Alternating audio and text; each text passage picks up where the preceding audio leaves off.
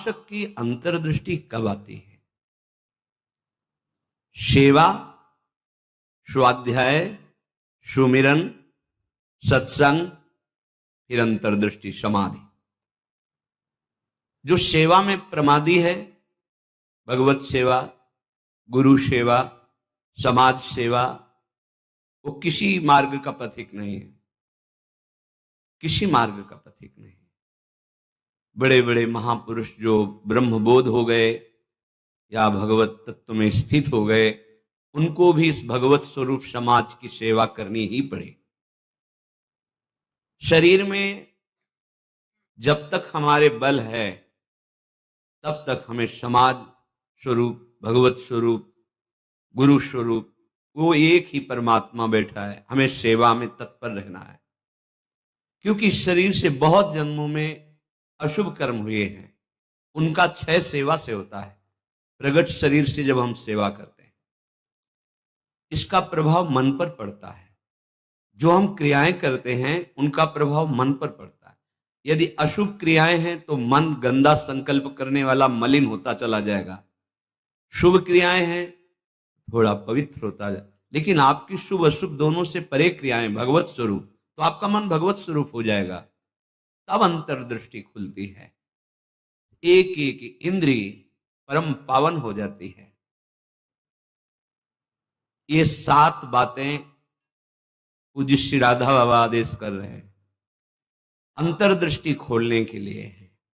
साधक प्राणों की बाजी लगा करके भी इनका कभी उल्लंघन न करे तो 4 अनर्थों का अपने आप नाश हो जाता है। आगे वर्णन आएगा। प्रेम ही अंतर्दृष्टि है। प्रेम नेत्र, हरिवंश नेत्र, हिय के नयन निहार, अंतर्दृष्टि, ये एक ही शब्द के बहुत से पर्यायवाची हैं।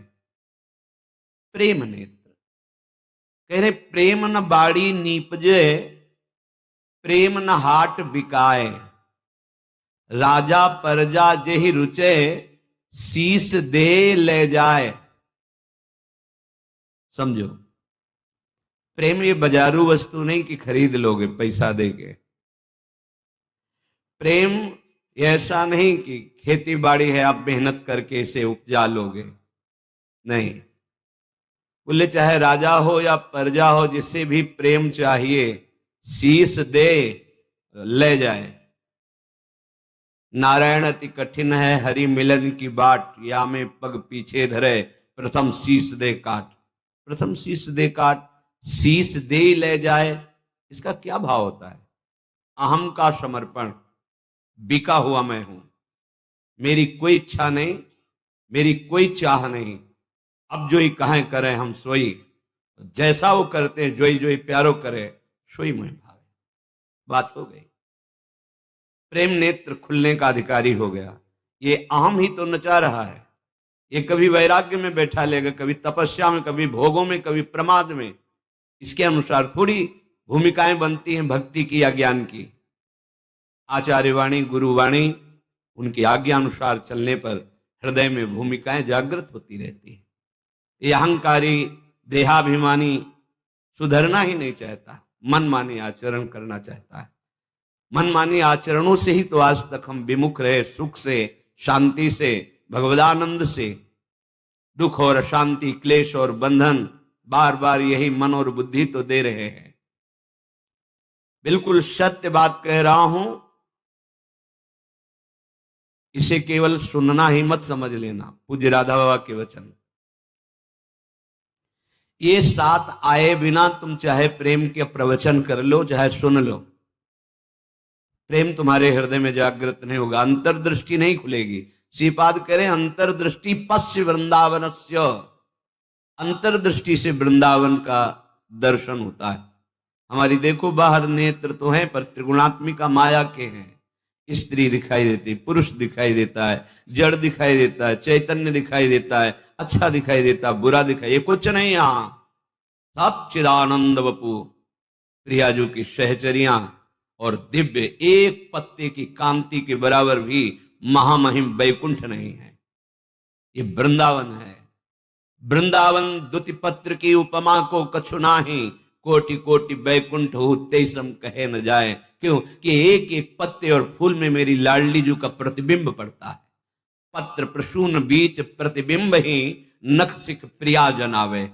कहां बैकुंठ में वो सुख तो सखाओं को भी अच्छा नहीं लगा बैकुंठ का।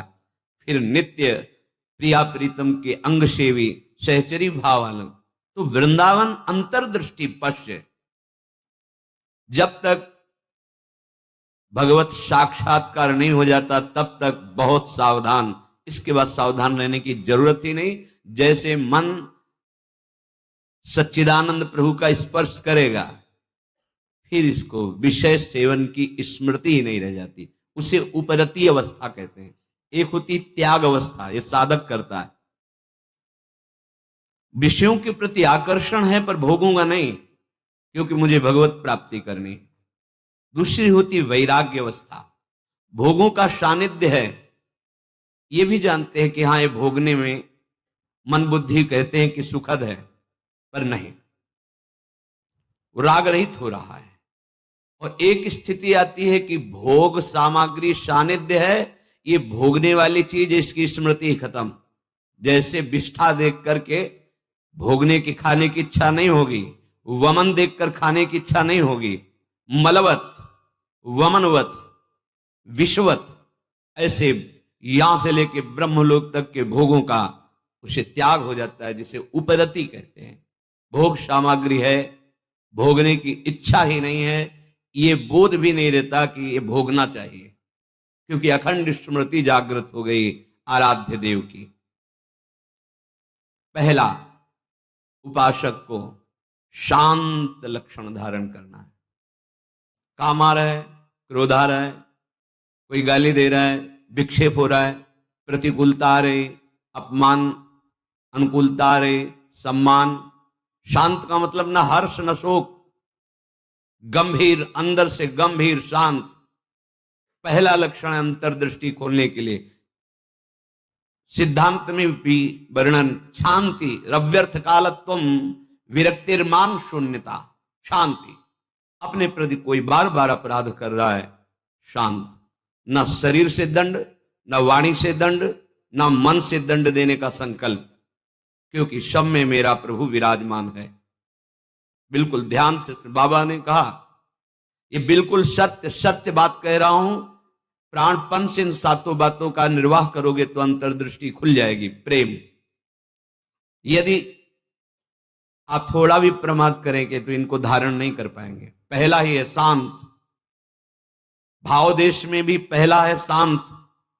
शांत दास शक्य वात्सल्य कांता सहचरी। शांत हमारे भगवान का स्वरूप है, शांताकारम, शांत। समझो, वाणी शांत, मन निसंकल्प, कोई चाह नहीं, स्थिति यहां पहुंचनी। शांत का स्वरूप ये न सोचते न कांक्षते, समः सर्वेषु भूतेषु मद भक्तिम लभते पराम। मेरी भक्ति का परम लाभ, पराभक्ति का स्वरूप ये। कोई चाह नहीं, कोई चिंता नहीं, कोई भय नहीं, कोई शोक नहीं। ब्रह्मभूता प्रसन्नात्मा, हर समय अखंड प्रसन्नता। देखो भक्त कैसा शांत होता है। परीक्षित जी महाराज गर्भ से ही भगवान के परम प्रिय भक्त हैं। भगवान ने गर्भ में ही रक्षा की। जब ये उत्तरा जी के गर्भ में थे, अश्वस्थामा ने ब्रह्मास्त्र संधान किया। कितनी बुद्धि बिगड़ गई थी। गर्भस्थ शिशु की हत्या सबसे बड़ा पाप होता है। भ्रूण हत्या, गर्भ हत्या बहुत बड़े पापों में आता है। इतना बड़ा विद्वान क्रोध के वशीभूत होकर ब्रह्मास्त्र का संधान कि पांडवों का वंश ही विनाश कर देंगे। उत्तरा ने किसी अन्य का आश्रय नहीं लिया। जैसे द्रौपदी जी से चूक हुई, पतियों का आश्रय, सभा में बैठे हुए महापुरुषों का आश्रय, भुजाओं का आश्रय, दांत का, उत्तरा ने नहीं। जे ही देखा कि जाजुल्यमान ब्रह्मास्त्र गर्भ नष्ट करने के लिए आ रहा है, हाथ उठाया और तुरंत भगवान का, हे करुणा निधान गोविंद।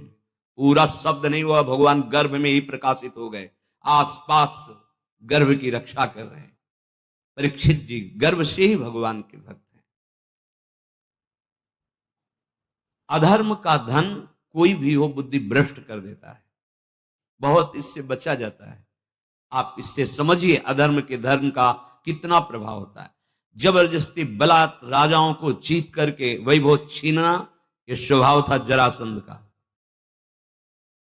संतों के मुख से सुना कि जब भीम के द्वारा भगवान ने जरासंध का वध कराया, सहदेव का तिलक किया, पर उसका वो मुकुट जिसमें बहुत से राजाओं की जीती हुई रत्न मणियां हीरे आदि थे, वो मिला के सबसे 20,000 तो कैद किए था। जैसे पशुओं की बलि देना हो, ऐसे वो बलि देने के लिए 20,000 राजाओं को। वही मुकुट एक दिन परीक्षित जी अपने मस्तक पर धारण किए। धारण करते ही शिकार खेलने का मन, चल पड़े शिकार। इतनी प्यास असह्य हो गई कि ऋषि आश्रम में गए। वो समाधिस्थ थे, अपने स्वरूप में स्थित थे। कोई है आश्रम में, मुझे बहुत प्यास लगी है। वहां तो समस्त इंद्रियां, मन बुद्धि सब चेष्टा रहित है, भगवत स्वरूप में एकदम डूबे हुए, बाहर से शांत, कोई चेष्टाएं न सुना रही न दिखा रही, कोई इंद्री काम नहीं करेगी, क्योंकि सौम्य अवस्था को प्राप्त समाधिस्थ महापुरुष। पता नहीं कैसे ऐसी बुद्धि बदल गई इतने बड़े महाभागवत की। उपेक्षा करके बाहर निकले, देखा एक मरा हुआ सर्प पड़ा था, ऐसे धनुष की नोक से उठाया और ऋषि के गले में डाल दिया। महत अपराध है। साधु का उपहास या इस तरह की चेष्टाएं, उनको इसका भी पता नहीं चला, तो शांत अपने स्वरूप में स्थित हैं। कुछ ब्रह्म ऋषि कुमार देखे कि राजा परीक्षित अंदर गए थे, बाहर गए तो कोई बात ही क्या, वहां गए तो देखा समाधिस्थ थे, उनके गले में मरा हुआ सर्प। वो ऋषि कुमार दौड़ते हुए श्रृंगी ऋषि जहां स्नान कर रहे थे वहां गए और कहा, राजा परीक्षित ने बड़ा उपहास किया, आपके पिताश्री का एक मरा हुआ सर्प गले में डाल दिया। इतनी बड़ी सामर्थ्य कैसे कि समाधिस्थ मेरे पिता का अपमान।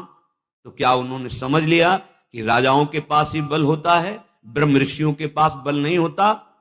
नौ किशोर अवस्था है श्रृंगी ऋषि की, उसी जल से आचमन किया और कहा, आज मैं दिखाता हूं कि ब्रह्म ऋषियों का बल क्या होता है। इसने मरा हुआ सर्प मेरे पिता के गले में डालकर एक ब्रह्म ऋषि का अपमान किया। मैं शाप देता हूं, आज के 7वें दिन तक्षक सर्प इसे डसेगा और कोई त्रिभुवन में नहीं बचा पाएगा। ऐसा ही हुआ और दौड़ करके आए और पिता के गले में लग गए। जब वो बहुत देर लिपट के रोए से, तो धीरे धीरे वृत्ति बाहर आई। क्या हुआ, क्यों रो रहे हो?